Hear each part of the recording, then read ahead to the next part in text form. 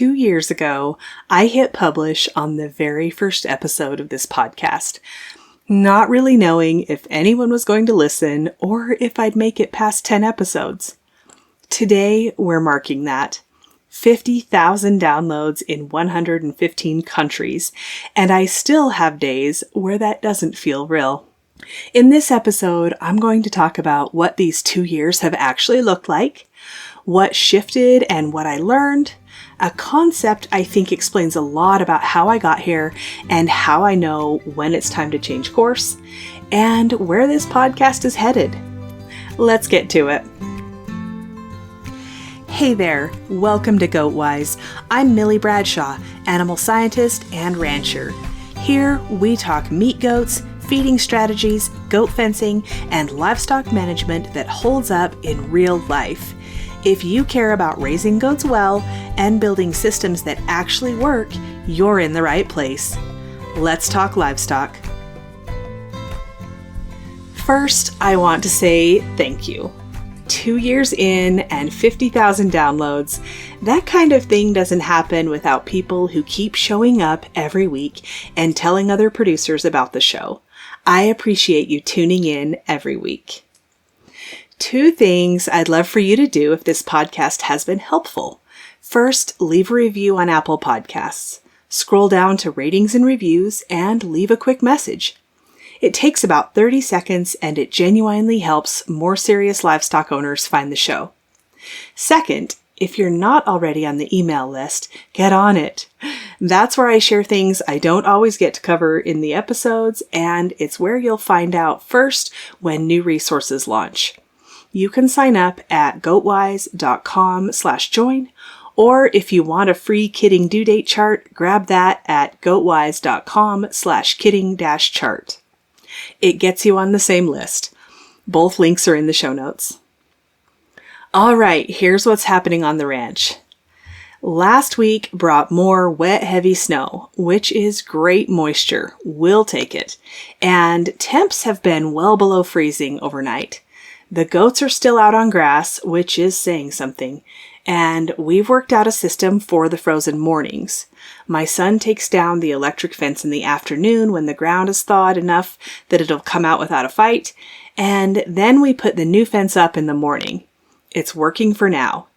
We weren't getting this cold back in January, but honestly, this is closer to normal for us, even at this time of year, so I'm not too worried about it. I mixed up a fresh batch of mineral for the goats this week. The new calf is doing great, and so are the dairy kids. Stacy is out working on a fence maintenance contract right now, over 200 miles of fence on this one, which I'll just say, I'm glad he likes fence. And we've been working behind the scenes on some things I'm excited to tell you about soon. Nothing I'm ready to announce just yet, but you'll hear it here first when I am.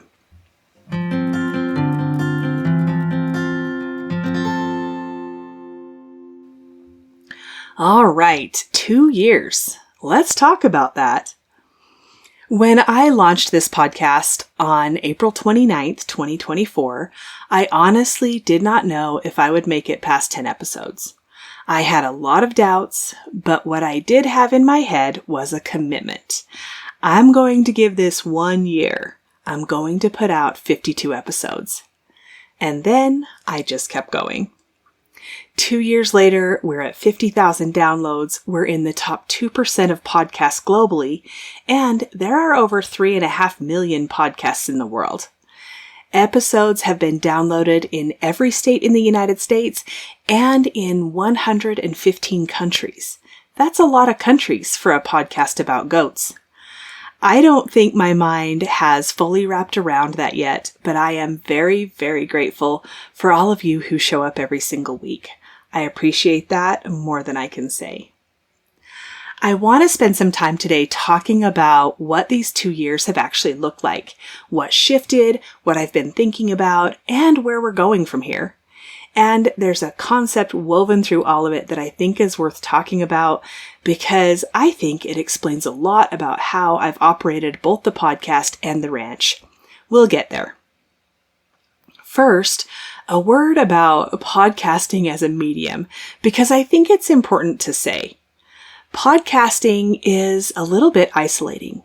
It doesn't work like social media. There's really no likes, no follows, no constant stream of comments telling you what's landing or not. You put out an episode and you watch the numbers and read reviews and try to figure out from that what's resonating. I do ask people to email me, and a lot of you do, and that is genuinely helpful. But there's no dopamine feedback loop here. Nobody's patting you on the back. You just show up again and again without always knowing if it matters. The flip side of that is that there's also no drama. I get 1 or 2 weird reviews, and that's fine. There's always going to be those people. But for the most part, it's peaceful. I give you my perspective, you take it or leave it, and we don't have to get in an online argument about it. And when you do email back with questions or your own experience, I actually learn from that too. That's another thing I love about this format. Now, the power of decision. I've always made this podcast non-optional. And I think that one thing explains a lot of how I'm still here 2 years later. When you decide something is happening and it is not a question anymore, you stop negotiating with yourself. You stop spending mental energy on should I or shouldn't I? Is today the day? Do I feel like it? None of that. It's happening. So you can do it early and make it easy on yourself, or you can wait and make it hard on yourself. But it's happening either way. Here's what I've noticed about willpower. It's actually weak. You hit decision fatigue, everybody does, and your willpower gives out, and you're done. But when you've made a true decision, not a wish, not a goal you're working toward, but an actual decision, it operates differently. You're not spending energy on the conversation anymore. You've already settled that. The same thing applies to ranching. Things are going to happen that make you want to quit. Genuinely make you want to quit. But if quitting is not an option you allow in your head, you never have to have that mental conversation because it's just not there. That's what I mean by the power of decision. That said, and this part is equally important, making a commitment is not the same thing as being rigid. There's a difference between not quitting in the middle of hard things and recognizing when it's actually time to reassess a decision. And knowing which moment you're in matters a lot. Which brings me to the show goats. When I launched this podcast 2 years ago, Stacy and I were just coming out of our first full off-grid winter.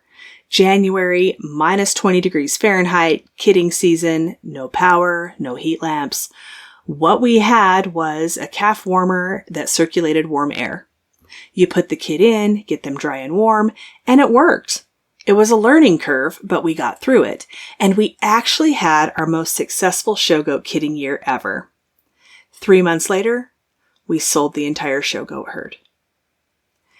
Right up until about 2 weeks before they were sold, I had not considered selling them. That was not on the table. We had planned to do show goats until our kids were done showing. That was the plan. But here's what was happening underneath. The show goat herd and the commercial meat goat herd no longer coexisted well. The show goats had to stay penned all year long because we couldn't have the commercial bucks getting in with them, which meant we were feeding hay almost year round, and that sucked every dollar of profitability out of show goats. I also wasn't willing to charge what I needed to charge to make them actually profitable.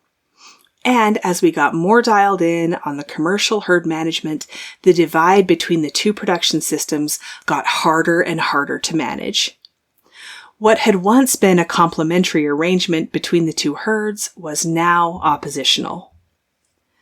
I went to Stacy and said, "What do you think about selling the show goats?"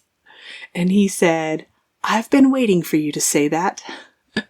We sold them within a week. Here's what I want you to see in that story.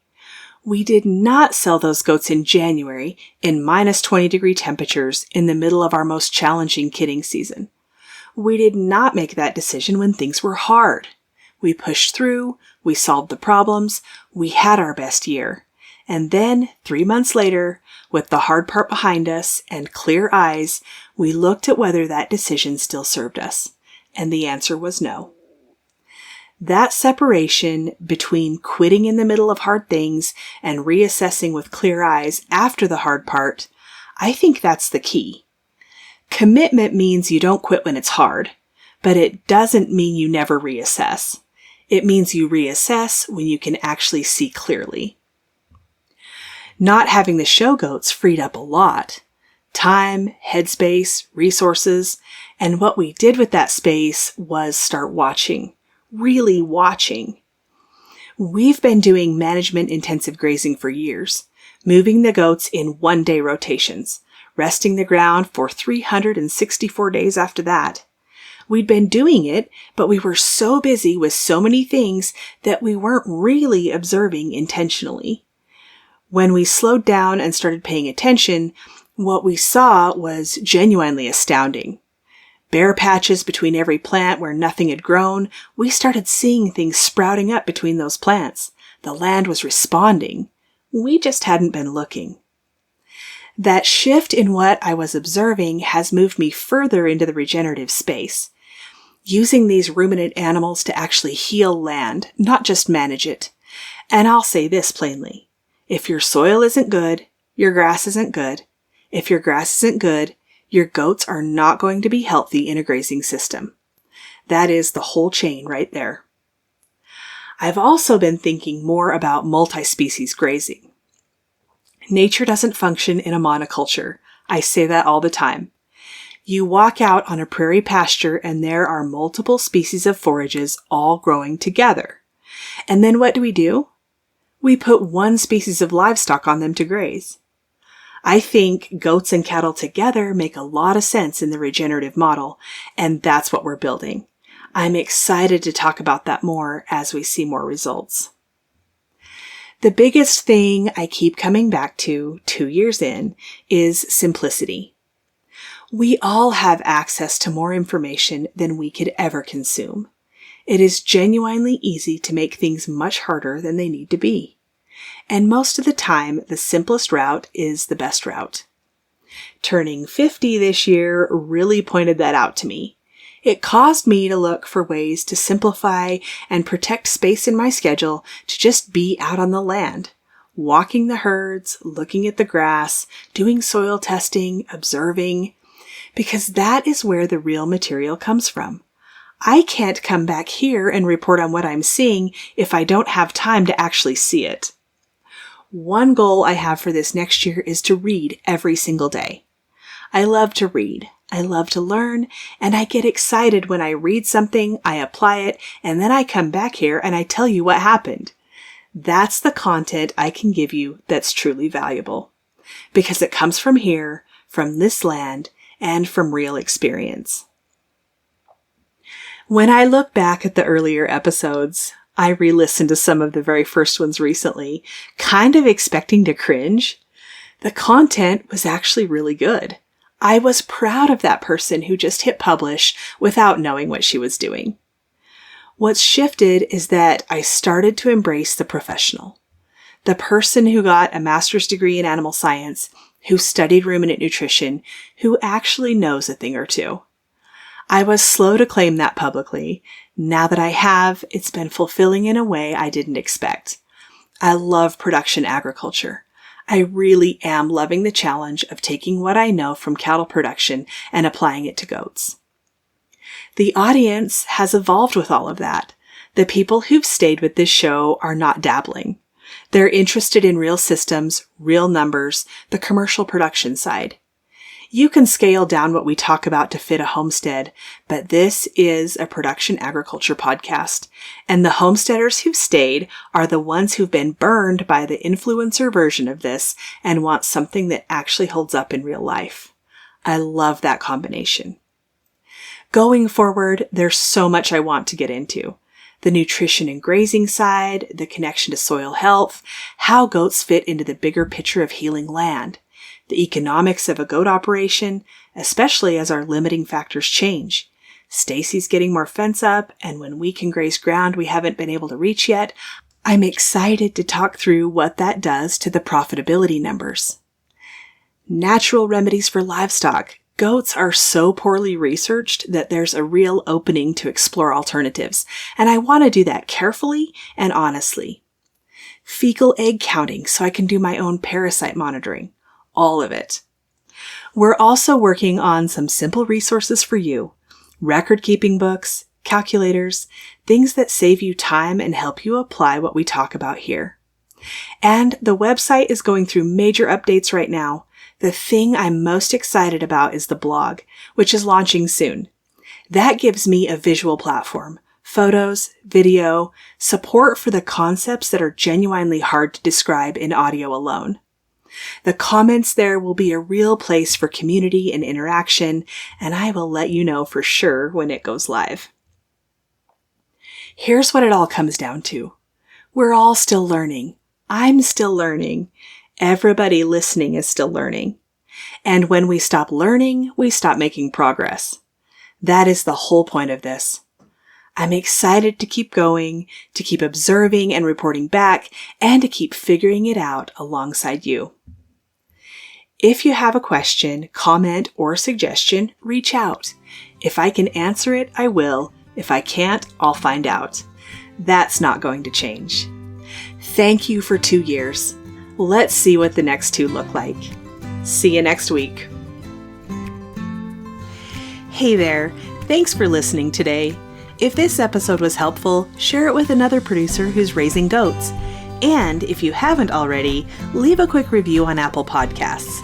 It helps more serious livestock owners find the show. As always, this podcast is for educational purposes only and is not a substitute for veterinary advice. I'll see you next week here on GoatWise.